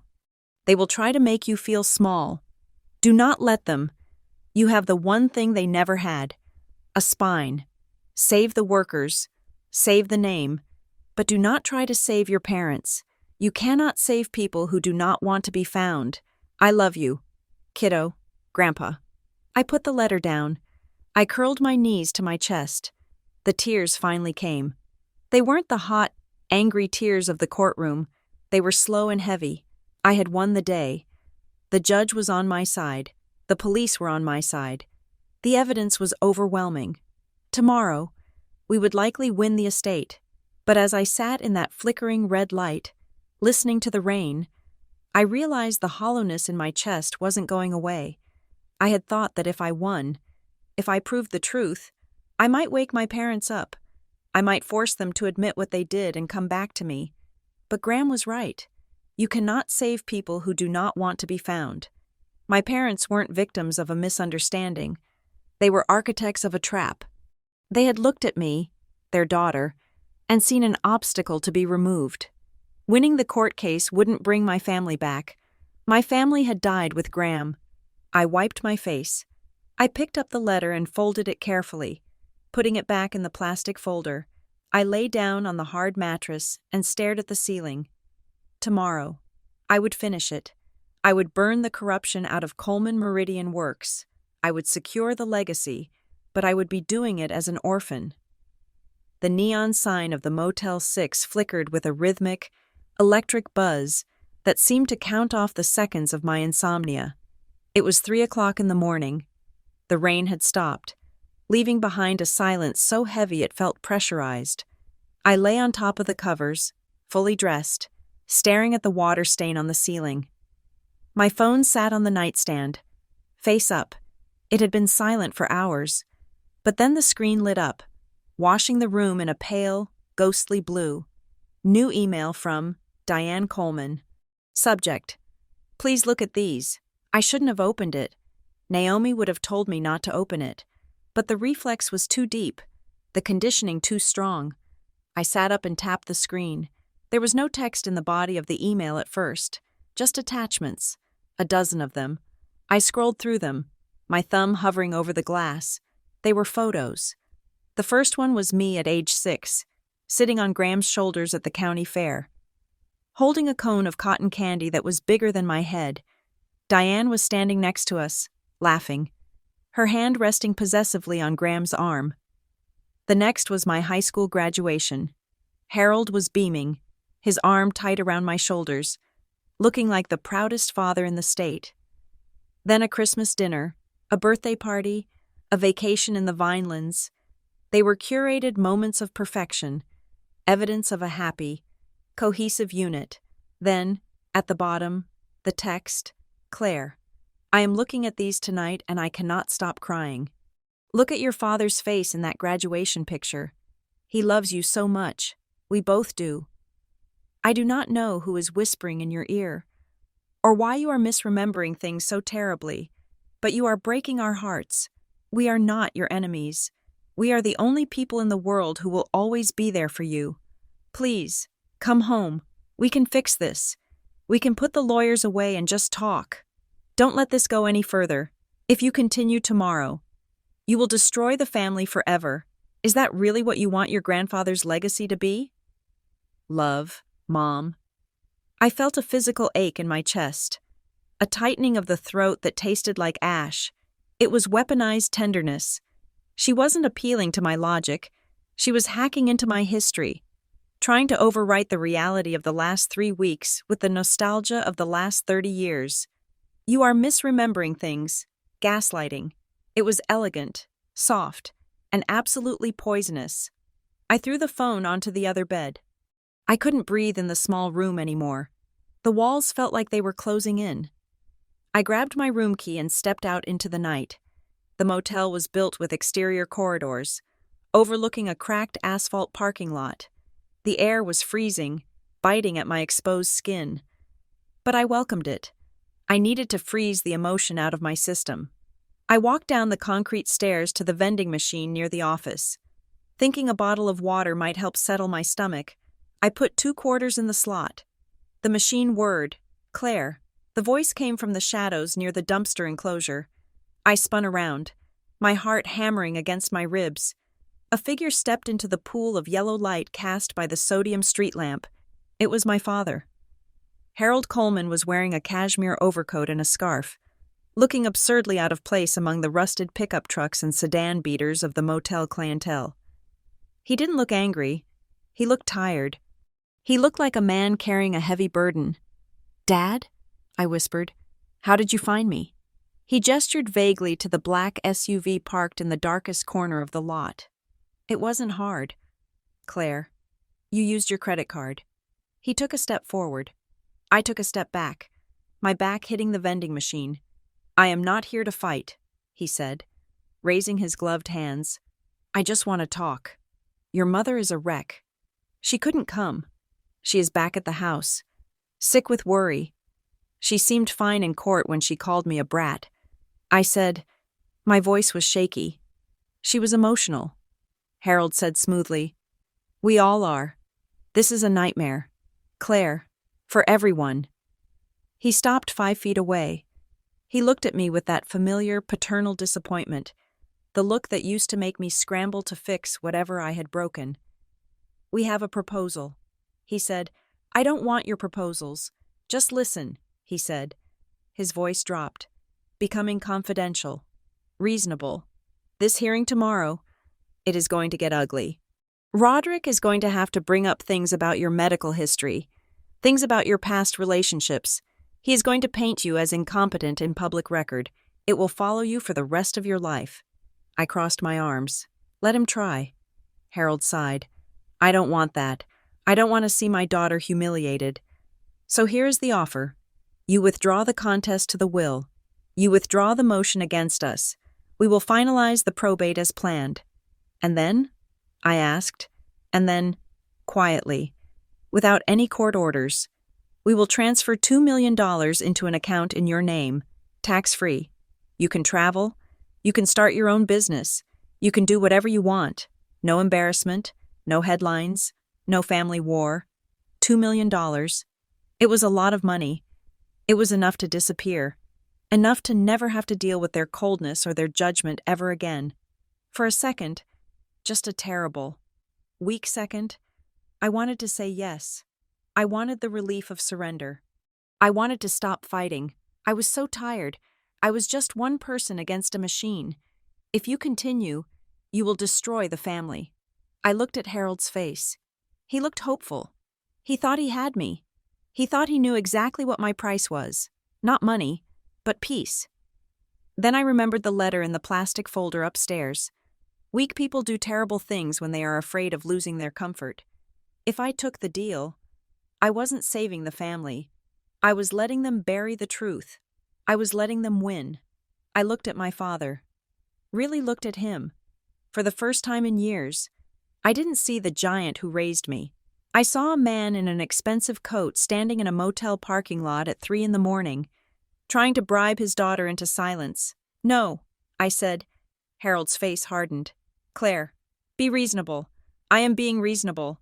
I said, I am following the law. The law? Harold scoffed. The law is a tool. We are offering you an exit. If you go back into that courtroom tomorrow, you walk away with nothing. We will drain the estate in legal fees before we let you take control.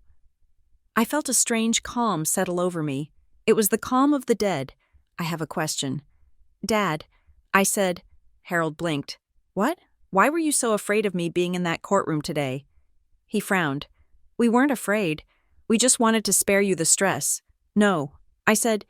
You lied to the police. You had someone call in a fake tip about stolen bonds. You risked a felony to stop me from getting on that plane. Why? If the will is ironclad, if I am just a nuisance, why go to such extreme lengths to physically prevent me from appearing? Harold looked away. He adjusted his scarf. We didn't call the police.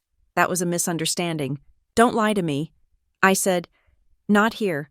There is no judge here. Harold looked back at me. His eyes were cold now. The fatherly mask had slipped. Because you are unpredictable. Claire, you always have been. We couldn't risk a scene. A scene? I asked. Or the truth? Harold stepped closer. He lowered his voice to a hiss. You think you are so smart with your little key and your old letters. You think Graham was some saint?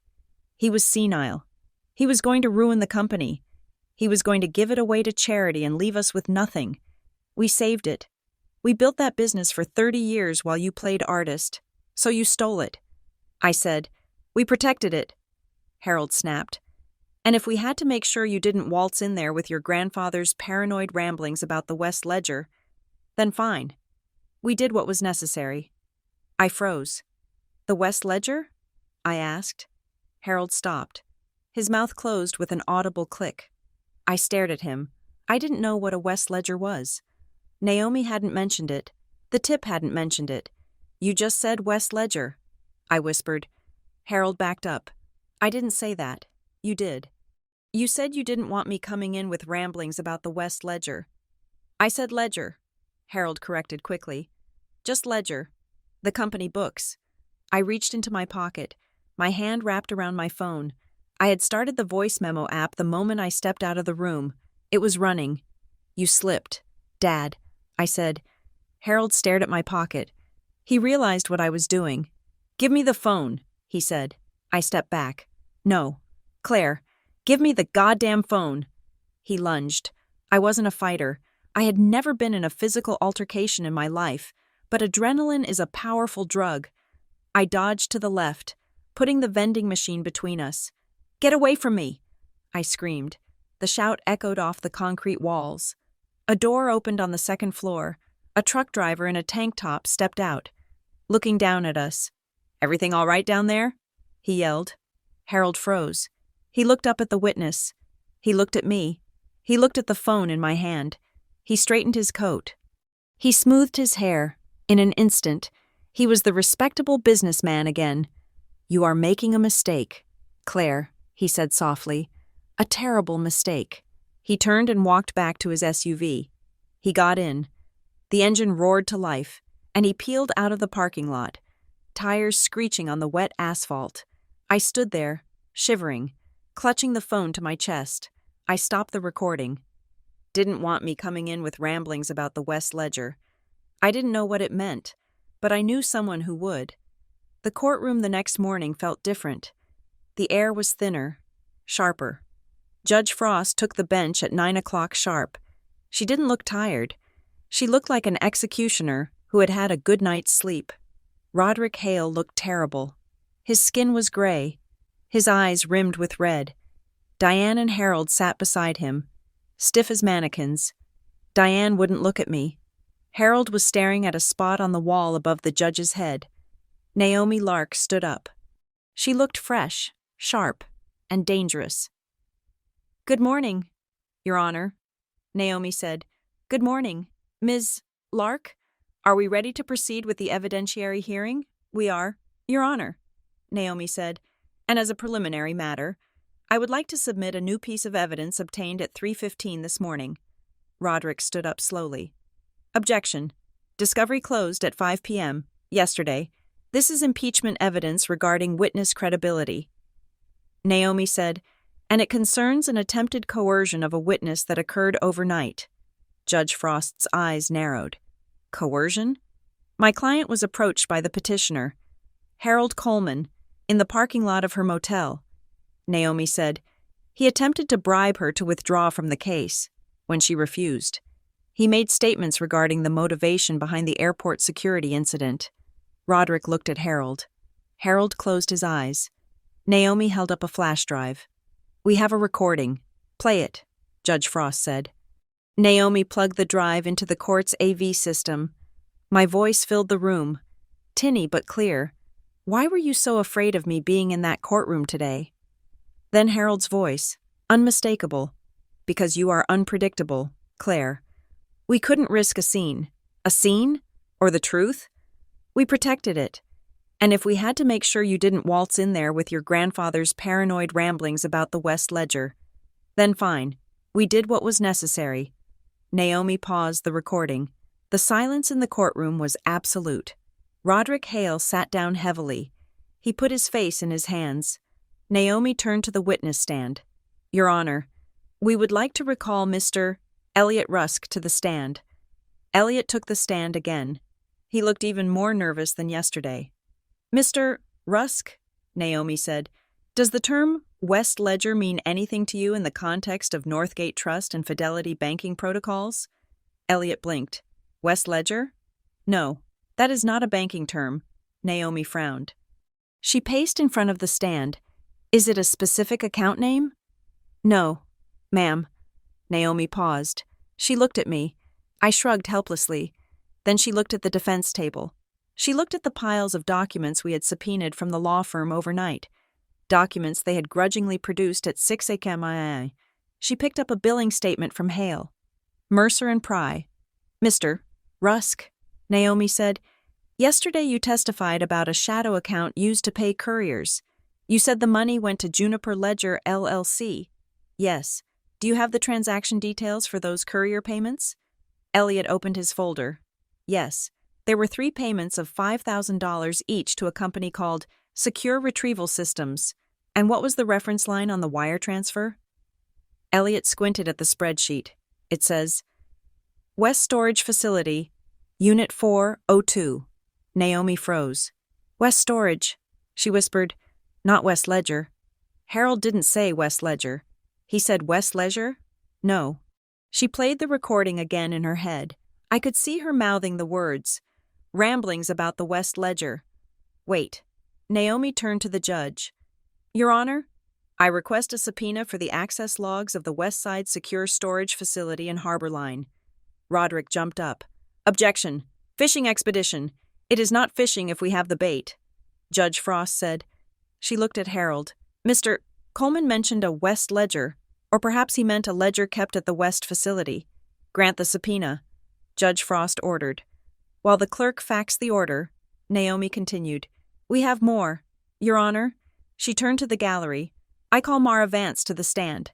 Mara walked up. She was wearing her Sunday best, a modest floral dress. She looked terrified. But when she saw me, she gave a small, brave nod. Ms. Vance, Naomi said. You were the receptionist at Coleman Meridian Works for 30 years. Yes, ma'am. Tell the court what happened the day after Graham Coleman died. Mara took a deep breath. Diane Coleman came into the office at 8 a.m. She had a team of men with her. They weren't employees. What did they do? They went straight to Mr. Coleman's private office, Mara said. Diane told me to cancel all appointments and lock the front door. She said they were doing a security audit. And did you see what they did in the office? Mara nodded. I went in to bring coffee. I saw 2 men with drills. They were drilling the lock on Mr. Coleman's floor safe, the big antique one, and when they got it open, Mara paused. She looked at Diane. Diane was staring at the table, refusing to make eye contact. It was empty, Mara said. I heard Diane scream. She threw a paperweight at the wall. She screamed. Where is it? Where is the damn book? The book? Naomi asked. That is what she called it. The book. Thank you. Ms. Vance. Naomi walked back to our table. She picked up the plastic folder, the one with the lark key. Your Honor, Naomi said. It seems the petitioners were looking for a book, a ledger they thought was in the safe, but Graham Coleman knew they were coming. She pulled out the sworn statement, the document we had found in the locker. She handed it to the bailiff. This is the sworn affidavit of Graham Coleman, dated October 15th, the same day he signed the Trust Protector Addendum. Judge Frost put on her reading glasses. She began to read. As she read, her expression shifted from professional interest to profound disturbance. Ms. Lark. Judge Frost said, Read the 3rd paragraph into the record. Naomi picked up her copy. I, Graham Coleman, am making this statement under duress.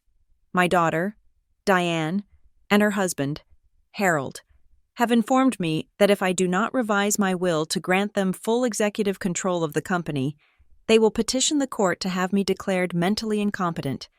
They have threatened to place me in a secure memory care facility and restrict my access to my granddaughter, Claire. The courtroom was silent enough to hear a pin drop. They have already begun to intercept my mail and monitor my calls. They are pressuring me to sign checks for expenses I do not recognize. I am afraid. But more than that, I am ashamed. I raised a daughter who values the family name more than the family honor. Naomi lowered the paper. Diane Coleman was weeping, not the polite, staged tears of yesterday, ugly, heaving sobs. Harold was gray. He looked like a statue that was crumbling from the inside out. Judge Frost looked over the top of the paper. Mr. Hale, she said softly, did you know about this threat? Roderick stood up. He smoothed his tie. His hands were shaking. I was not privy to private family conversations. Your Honor, I drafted documents as instructed by my clients, who held power of attorney at the time. So you drafted a petition for incompetence? Judge Frost asked. We prepared a draft. Yes, as a contingency. A contingency for what? The judge's voice was like a whip. For non-compliance? Roderick didn't answer. He couldn't. Judge Frost turned to Naomi. Ms. Lark, the court has one question. If Mr. Coleman was lucid enough to write this, to hide it, to hire you, why didn't he go to the police? Why didn't he file criminal charges while he was alive? Naomi looked at me. Her eyes were sad. She picked up the affidavit again. He answers that in the final paragraph. Your Honor. She read it. I know I should call the authorities. I know what they are doing is criminal. But if I arrest my own daughter, the scandal will destroy Coleman Meridian, the workers will lose their jobs, and Claire will be caught in the middle. It would become a family war she couldn't survive emotionally. She is strong, but she has a soft heart. I cannot ask her to be the one to send her mother to prison. So I will hide the truth, and I will pray she never has to find it. The words hit me like a physical wave. A family war she couldn't survive emotionally. He hadn't fought back because he was trying to save me. He was trying to save me from exactly this moment. The moment where I sat in a courtroom and watched my parents disintegrate into criminals.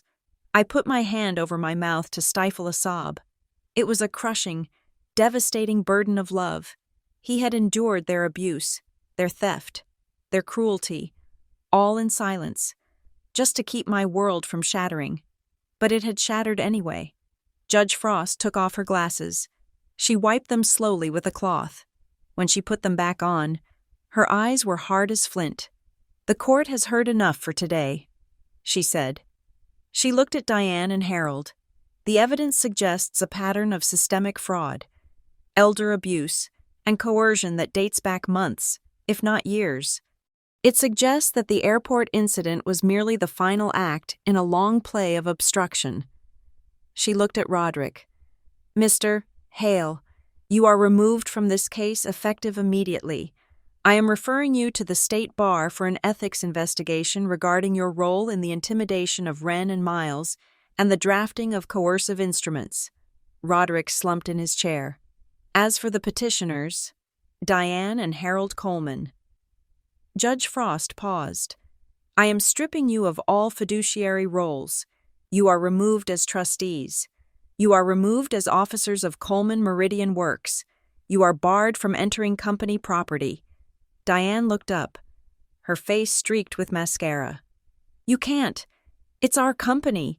It is not your company, Judge Frost said. It belongs to the estate, and until we determine if there is a criminal indictment coming, you are lucky I am not remanding you into custody right now for tampering with a witness. Indictment? Harold whispered. Judge Frost ignored him. I am appointing Naomi Lark as the interim special administrator of the estate. She will have full authority to conduct the forensic audit Graham Coleman requested. She looked at me. Ms. Coleman, she said. Her voice softened slightly. I am sorry. Your grandfather tried to protect you, but the truth has a way of surfacing. She gathered her papers. This hearing is recessed. We will reconvene in 48 hours to review the initial findings of the audit. And Mr. Rusk, she looked at the bank analyst, ensure that the subpoena for that storage unit is executed immediately. If there is a West Ledger or a book in Unit 402, I want it on my bench by tomorrow morning. All rise. The gavel banged. The room erupted into noise. Reporters who had sniffed out the drama were shouting questions from the back row. Roderick was packing his briefcase with frantic speed. Trying to escape, I sat still. Naomi touched my arm. Claire, we did it. I looked at my parents. They were huddled together, looking small and terrified. They weren't looking at me with anger anymore. They were looking at me with fear. I stood up. My legs felt heavy. We didn't win. Naomi, I said quietly. She looked confused. We got everything we asked for. I looked at the exit, where the police officer was waiting to escort my parents out.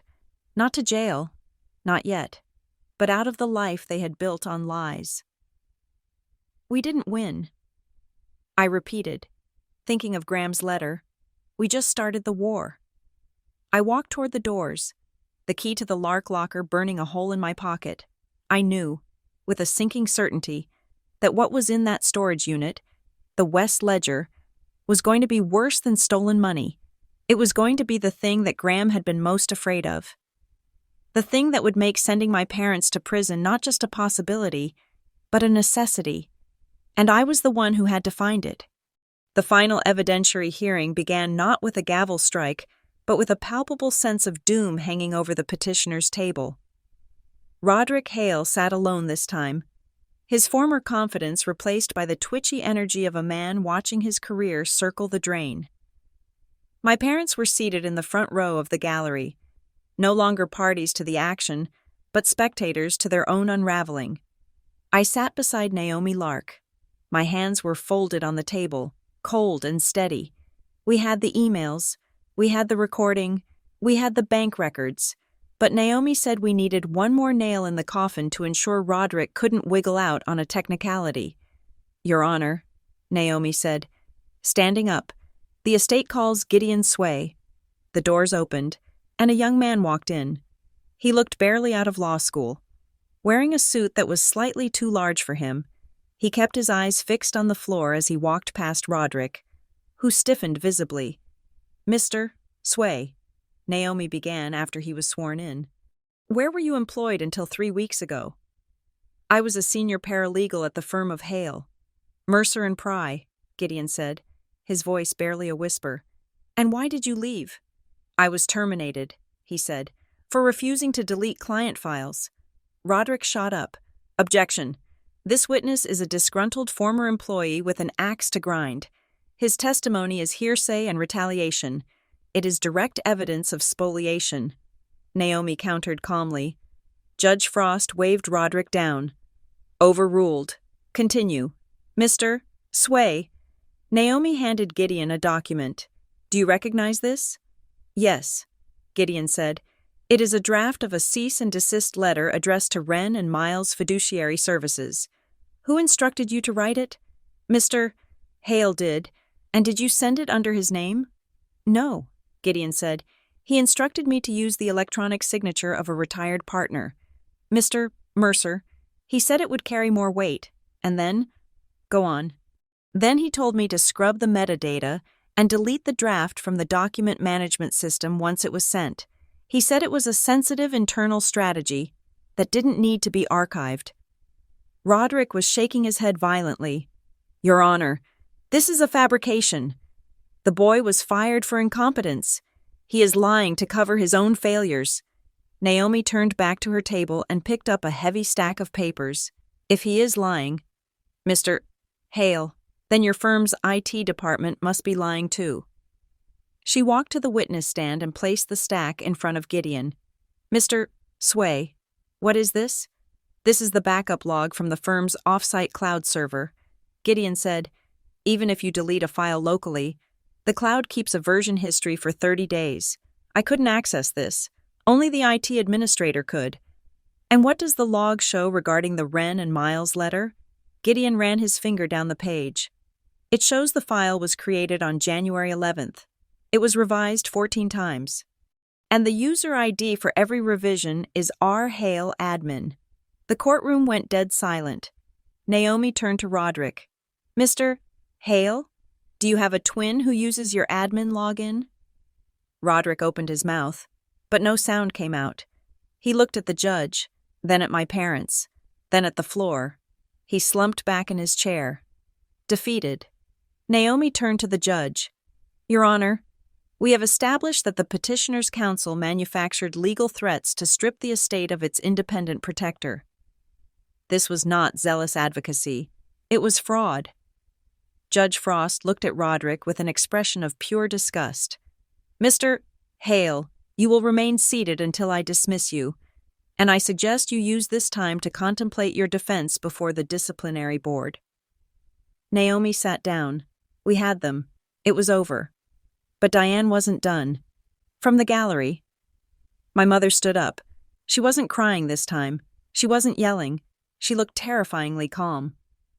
"May I speak?" she asked.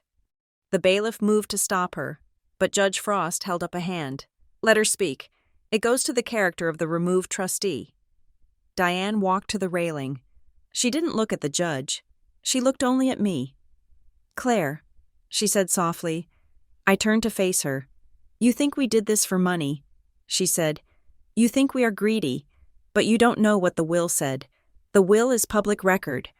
I said, not the conditions. Diane said, her eyes were pleading, desperate. Graham. He was going to humiliate you. Claire. He told us. He said you were too soft to run the company. He was going to put clauses in that trust that would have forced you to beg for every penny. He was going to make you dance for a board of directors who don't know you. She gripped the railing.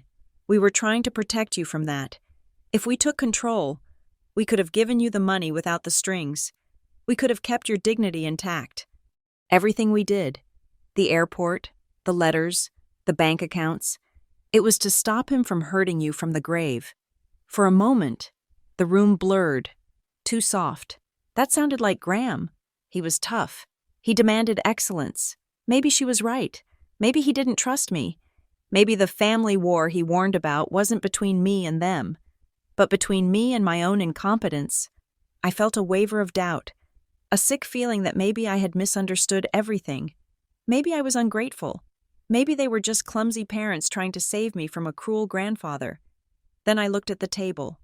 I saw the yellow legal pad letter. Weak people do terrible things when they are afraid of losing their comfort. He hadn't written that to humiliate me. He had written that to arm me. I looked at Diane. He didn't think I was soft. Mom, I said, my voice steady. He thought I was the only one strong enough to stop you. Naomi stood up. Your Honor, to clarify the record regarding the decedent's intent, we offer the final codicil found in the Lark lockbox. She handed a document to the judge. This codicil, validated by independent notary, states clearly, control of the Coleman Family Trust shall transfer to a neutral interim trustee unless Claire Coleman personally appears before the probate court within 30 days of my death and activates the protector clause. Naomi turned to Diane. If she didn't appear, the neutral trustee took over. But if she did appear, she got the power to check the books. The airport trap wasn't about protecting her dignity. Mrs. Coleman, it was about stopping her from activating the one clause that would expose your theft. Diane's face crumpled. The mask of the protective mother dissolved, leaving behind the frightened, greedy child she really was. She sat down, burying her face in her hands. Judge Frost cleared her throat. I have heard enough, she said. She looked at the gallery. Diane and Harold Coleman are hereby permanently removed as potential fiduciaries of the Coleman estate. They are enjoined from accessing any corporate accounts or entering any Coleman Meridian properties. She looked at Roderick. Mr. Hale, I am referring this transcript to the State Bar and the District Attorney's Office for investigation into fraud, witness tampering, and spoliation of evidence. Finally, she looked at me. Ms. Coleman, the court orders a full forensic accounting of Coleman Meridian Works, Juniper Ledger, LLC, and all affiliated entities. The freeze on assets will remain in place until the audit is complete. The gavel banged. The courtroom erupted into a buzz of noise. Reporters were typing furiously on their phones. Roderick was gathering his papers with trembling hands. I stood up. I felt numb. I looked at my parents. They were huddled together in the front row, looking small and gray. They didn't look like monsters. They didn't look like villains from a movie. They looked like two people who had spent their whole lives chasing status and comfort, and who had been willing to sacrifice their own daughter to keep it. It was heartbreaking. Not because I had lost them. I realized I had lost them a long time ago. But because they had chosen this. They had chosen fear over honesty. They had chosen money over me. Naomi packed her briefcase. Come on, Claire. We need to go. The press is going to be swarming. We walked toward the exit. As we passed the bar, Elliot Rusk, the bank analyst, stepped into our path. He looked paler than usual. Ms. Lark, he whispered. What is it, Elliot? Naomi asked.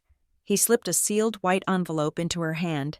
This came in via secure courier 10 minutes ago, he said. It is from the Crestland Bureau of Financial Integrity. Naomi opened it. She scanned the letter. Her face went rigid. What? I asked. Naomi looked at me. The bank filed a suspicious activity report on the Juniper ledger transfers. She said quietly, "The state just opened a formal inquiry. This isn't just a civil lawsuit anymore. Claire, it is a criminal investigation."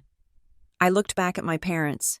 They were still sitting there, unaware that the ceiling was about to collapse on them.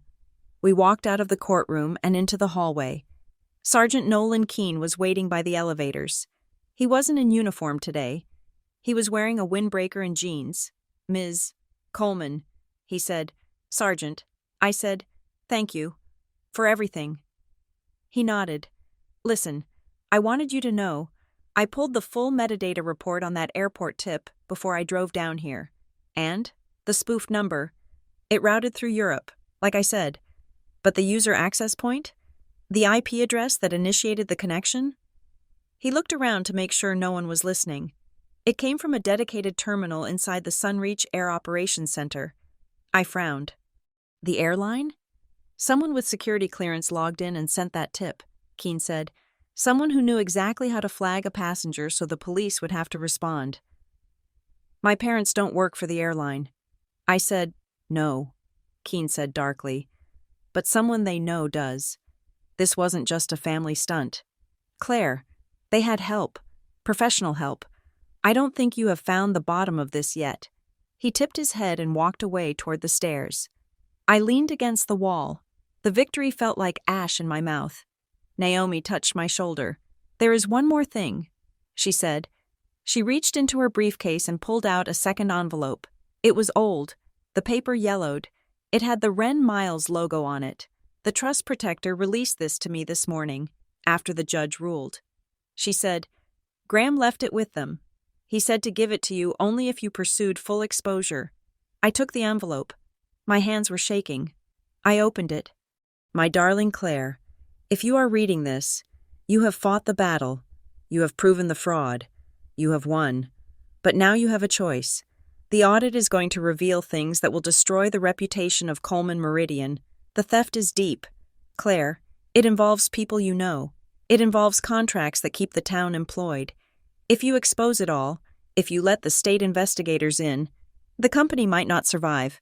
The scandal could bankrupt us. You can stop now. You can take your inheritance, fire your parents, and seal the records. You can keep the money and the name. You can save the business, or you can burn it down to clear the rot. You can lose the fortune to save your soul. I cannot make this choice for you. I only hope I raised you to know the difference between price and value. Love, G." I lowered the letter. Naomi was watching me. "What does it say?" she asked. I looked at the closed doors of the courtroom. I thought about the West Ledger in the storage unit. I thought about the criminal investigation starting at the bank. I thought about the airline insider. It says, "I have a choice." I said, "To keep the money? To keep the silence?" I said. I looked at the letter one last time. "Burn it down to clear the rot." I folded the paper and put it in my pocket. "Let's go find that storage unit, Naomi," I said. She smiled. A sharp, dangerous smile. "I was hoping you would say that." We walked down the hall, our footsteps echoing on the marble, leaving the safety of the courthouse behind and stepping into a storm that was just beginning. Thank you for listening to this story. I hope Claire's journey resonated with you. If you enjoyed this, please leave a comment, letting me know where in the world you are listening from. I love seeing how far these stories travel. Don't forget to subscribe to Revenge Stories for more tales of betrayal and justice. Please share your thoughts in the comments below.